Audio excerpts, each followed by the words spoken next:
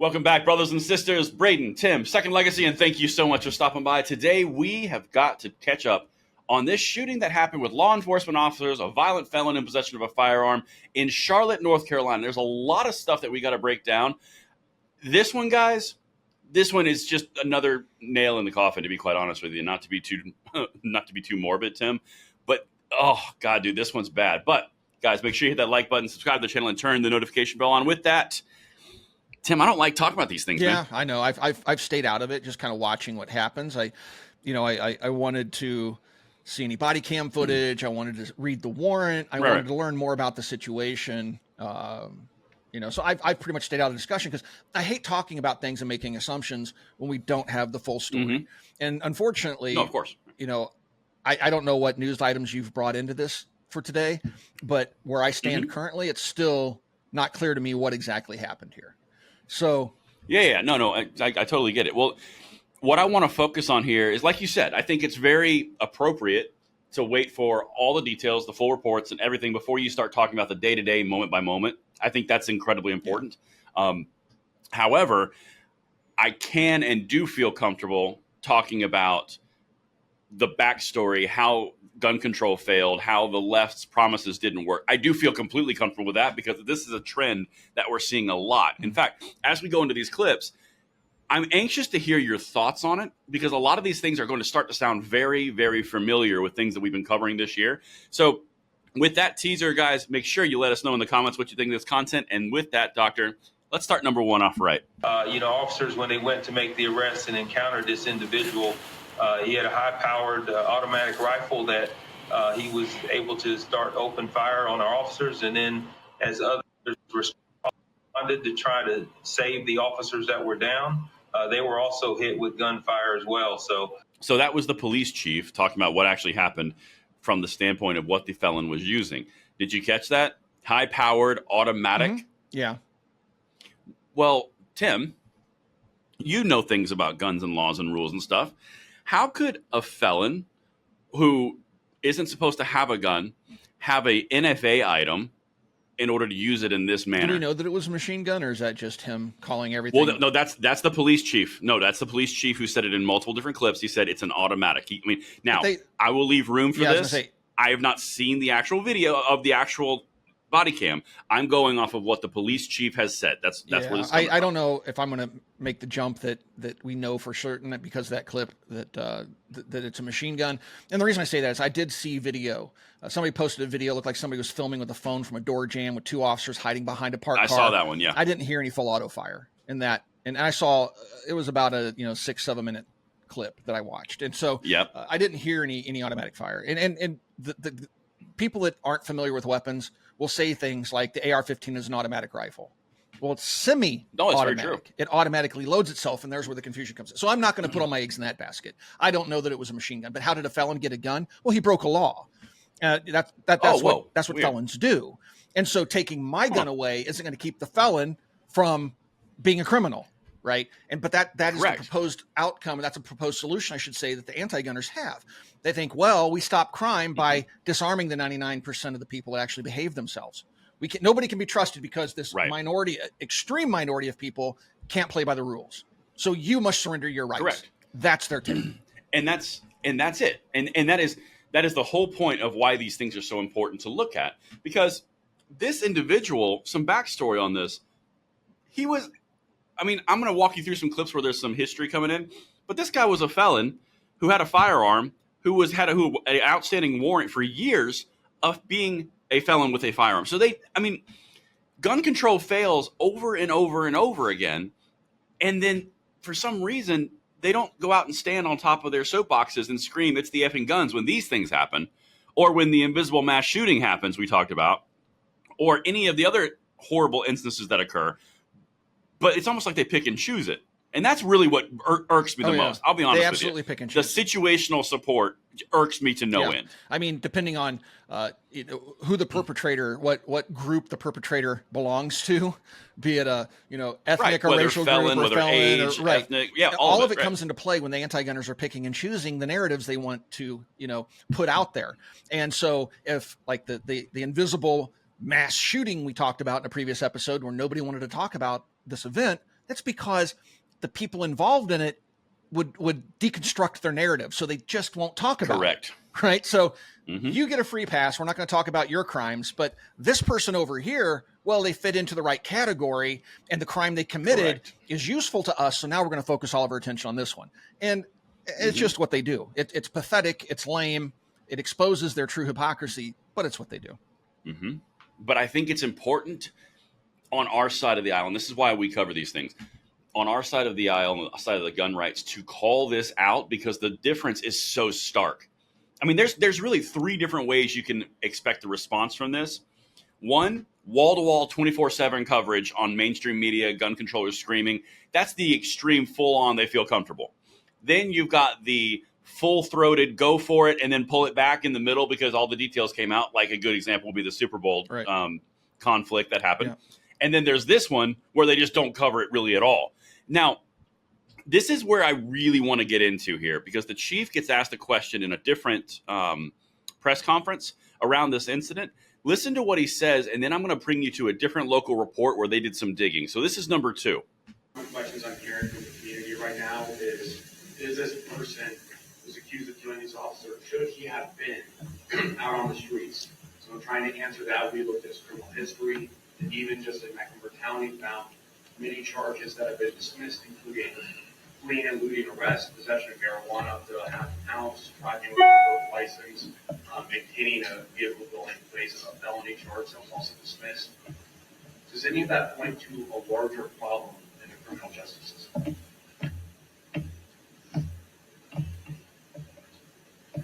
Well, let me say this. I know this individual did serve a significant amount of time in jail and had been released. But I can give you hundreds of examples of people that I feel like should not be out preying upon our citizens. And I've been pretty vocal about that, particularly with juveniles.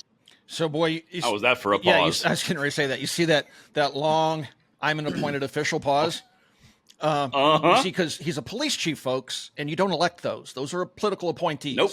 And so he has to be very careful because his leader is, above him that appointed him, and he doesn't want to step on those political toes because then he can lose that appointment. And so that was the appointment pause. And so then of course his response was very measured. And so he definitely has a political future. Oh, absolutely. But the point where he's like, I know hundreds of people who shouldn't be on the streets. You're the police chief. I've been very vocal.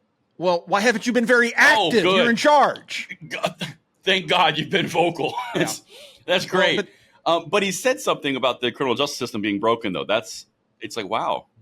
Yeah, well, it's a common theme, right? Wow. And that's what the reporter's talking Isn't about. it? The reporter's driving this common theme home. And these leftist ideologies, their problem is we live in a state that incarcerates its own citizens. And that's a problem because it causes inequity and social injustice. And we just have to stop. We need to shut down our prisons. And the solution is just not to put people in jail or to hold them accountable or otherwise punish them.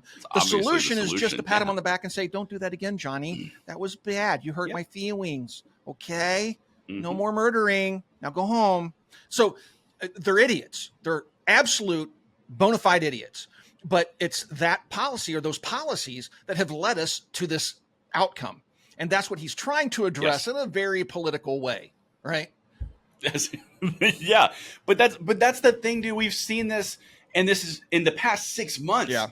It's becoming such a common theme. Off the top of my head, cop in New York City, dead by felons with a gun in a gun control state. You've got in Memphis, cop dead with a kid who was found with a Glock switch and in a stolen vehicle, released immediately. You had a mass invisible shooting. You've got Illinois, I believe her name was Ella French, another cop who was killed by someone who shouldn't have been. I mean, all of these things are stacking to the exact same problem, and they're not a gun. Yeah. The problem is the criminal justice system is broken. In every one of these instances, it's a criminal that wasn't held accountable for the criminal acts, and so they were sent right back out to the street to commit more acts of violence. This is what you get when you vote for Democrats, folks. And some Republicans, honestly, but this is what you get with leftist ideologies, okay? It's the leftist ideology. That's the thing. That is exactly it. It's the leftist underlying ideology, which means the have-nots are downtrodden from the haves. In this case, there's a criminal class and there's a police class, and the criminal class, they didn't do anything to deserve that, so the police is just mean. Yeah. That's the whole thing. If you look through this through the lens of far leftism, the perpetrator is a victim. He's a victim of the system. Correct. The system created that victim, and that victim is lashing out at an evil society that is there to oppress him. That's their take on this. Correct. And that's exactly you have right. to be mentally deficit to come up with that as the root cause. He's the victim. No, he's the victimizer.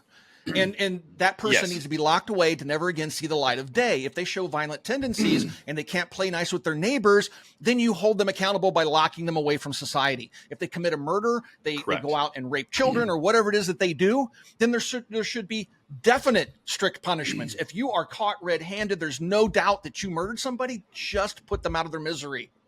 Then they can't reoffend. And by put out in misery, you don't mean shoot them, you mean put them in jail. Well, no, I also believe in capital punishment. If you are caught red-handed murdering somebody, not circumstantial evidence, but they have video of you committing the act, and it's no doubt that you in the video, then yeah, I support the death penalty in those cases, right? Well, right, but that's different. That's what I'm trying to say. The death sentence and the capital punishment done by a jury of your peers in the judicial system is different than just walking out in the street. Oh yeah, absolutely. Because you go through a process, right? You stand trial before a jury of your peers. And I'm not saying put everybody that's convicted of murder to death, because there are people that have gotten out of prison because of DNA evidence. So there was circumstantial evidence that put them in there, right? Correct. But if you got a full confession, you got video, you got something that absolutely puts that person there, there's no doubt, well beyond a reasonable doubt, that person did it, then yes, I do support the death penalty. No, that's a very good point. In fact, speaking of that exact same thing, now we're going to shift a little bit, Tim, into a local report, also in North Carolina. So listen to what this investigative reporter said. This is number 3, and tell me if you're shocked. So much of the outrage we're hearing is that this man had such a lengthy record. And just to kind of give you an example, I have 9 pages worth of court cases throughout North Carolina. At a minimum, I'm suspecting there are a couple more. You know, we know from what police have said that they were trying to serve some warrants out of Lincoln County. And I've been on the phone throughout the day with both Lincoln County and another county's clerk, trying to make some sense of, okay, what was this warrant? Why did it originate there? It was for possession of a firearm by a felon. Why was he in Charlotte?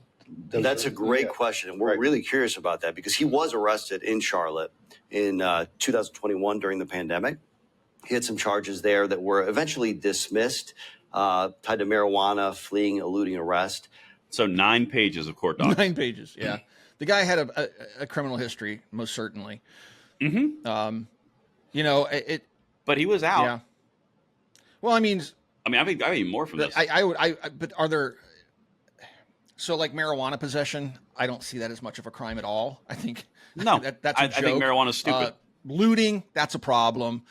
You know, if he's been accused of and stood trial for violent crimes, that's a definite problem. If he just walked, but yeah, I mean, again, this reporter's bringing up questions about where's the warrant? Why haven't we gotten more information? Because generally, after these things happen, the guy's dead, so there's not like an ongoing investigation. There's not, I mean, there will be an investigation to find out if perhaps other people were involved or something like that. But fairly quickly, we should have access to body cam footage, you know, warrants and any documents the state had.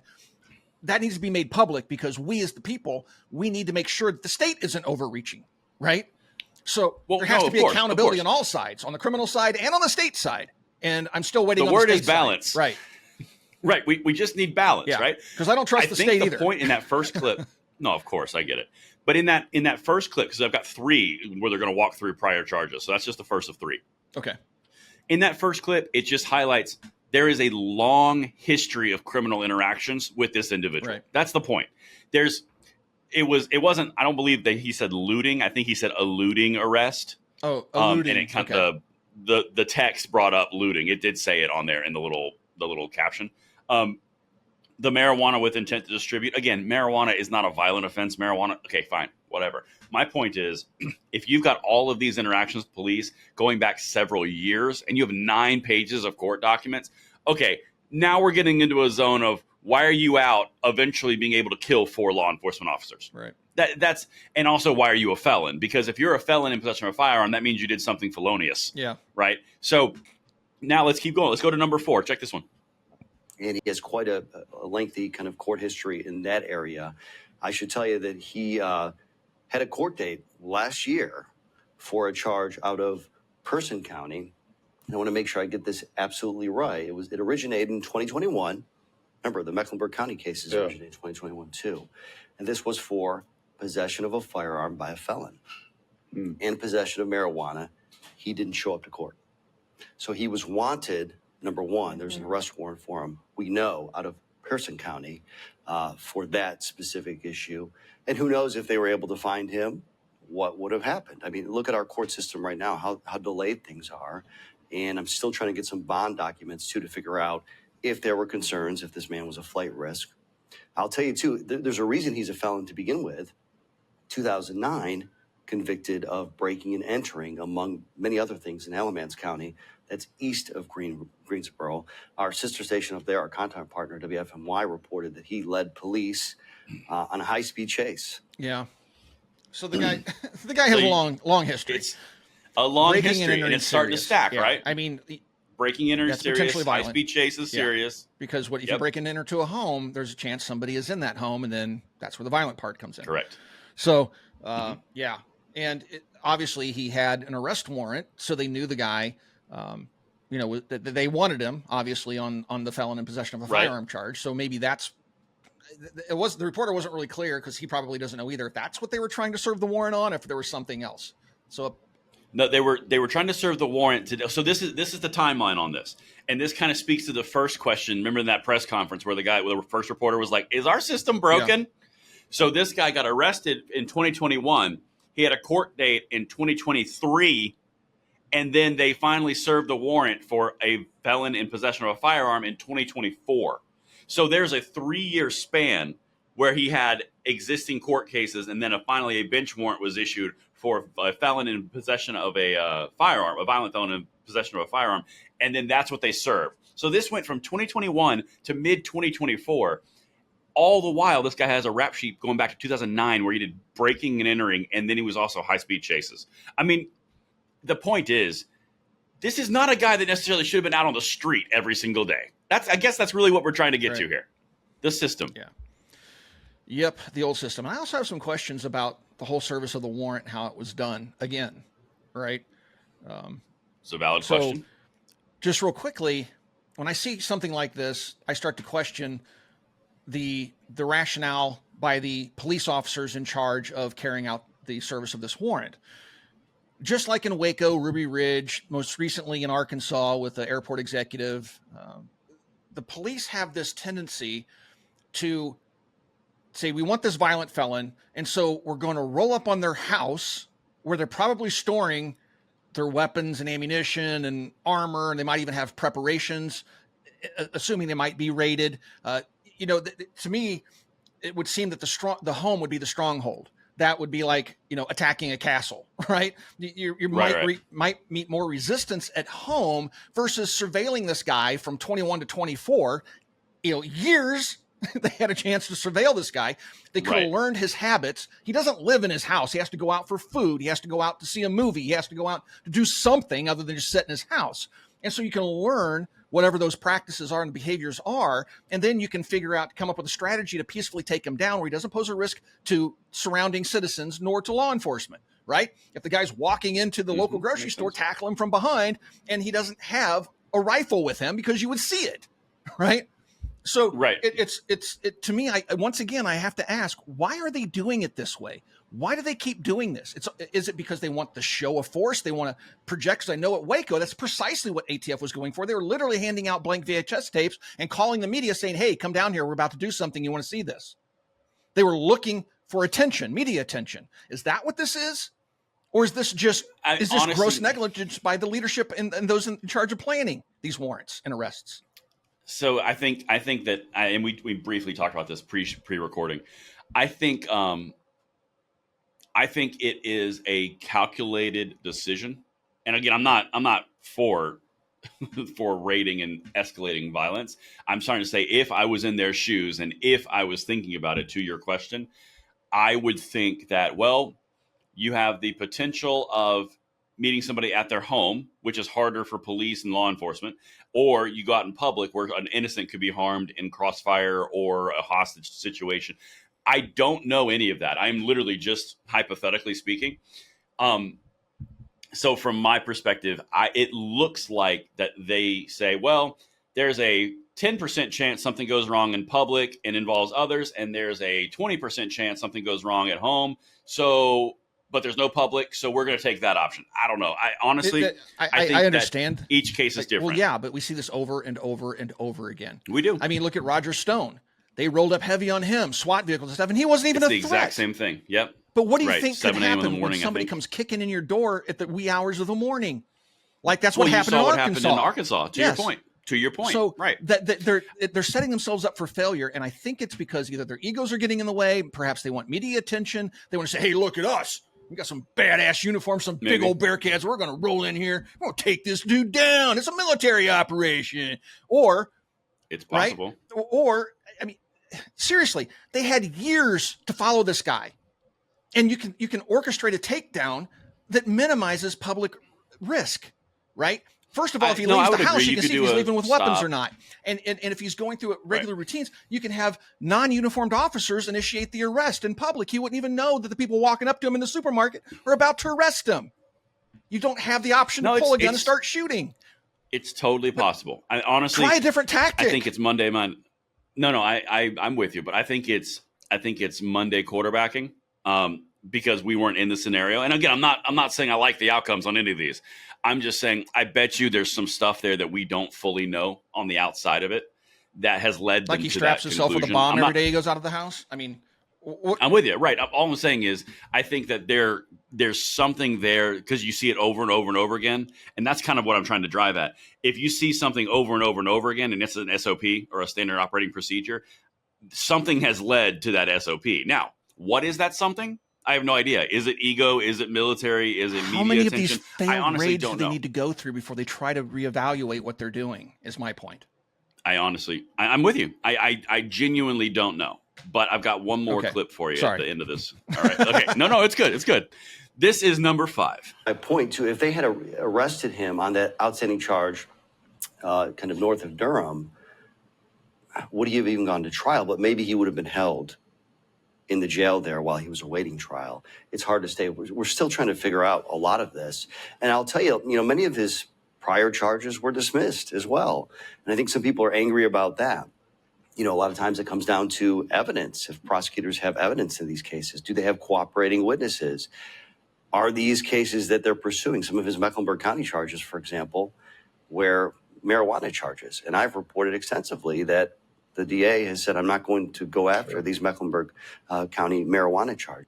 So the reason I put this clip in here, I do not care about marijuana. It does not matter to me in the least.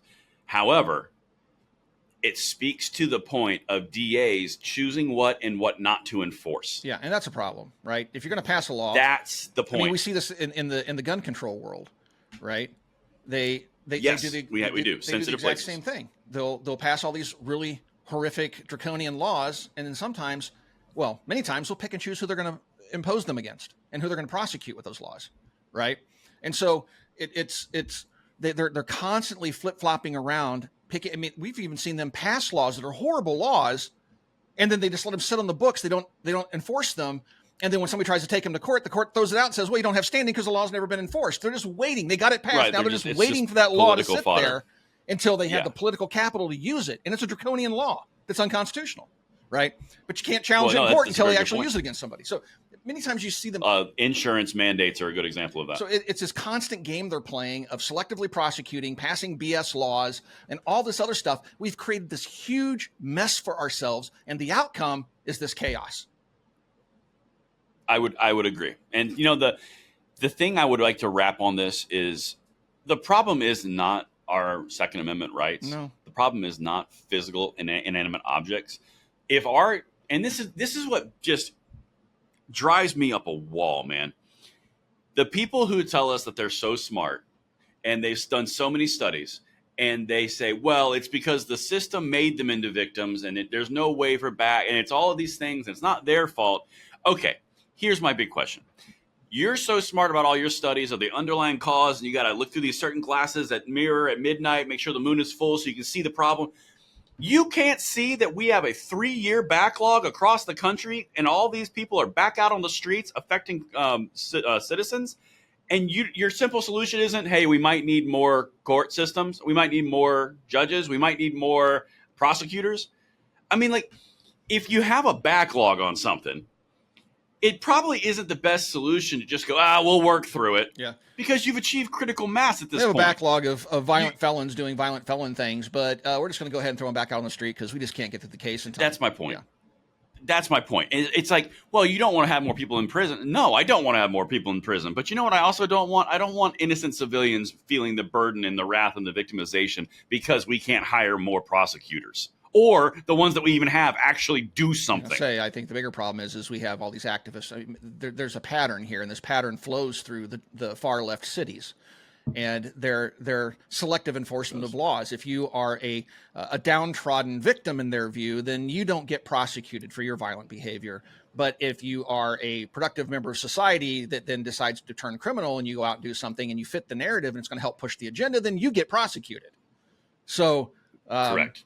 And that's where all this is problematic. We have BS laws on the books. We have prosecutors that don't do their jobs. They're putting violent felons back out on the streets. We're seeing violent behavior all over the country, especially in our major cities where these activist judges that are out there just basically create an environment that's friendly to criminals. Yeah. At the expense of you and I. And then their solution to this isn't prosecuting the criminals. No, it's taking your guns away.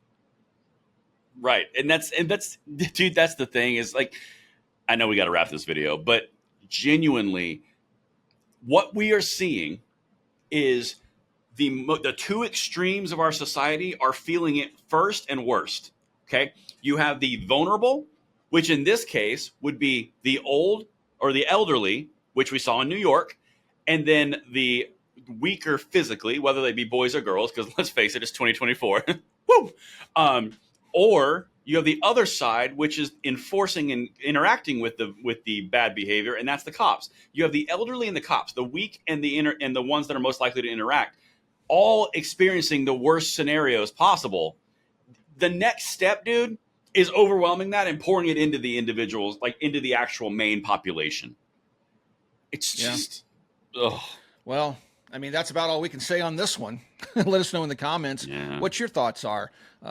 Let us know if you think the police are being remiss in their duties and how they're doing these arrests. Do you think the prosecutors are remiss in their duties?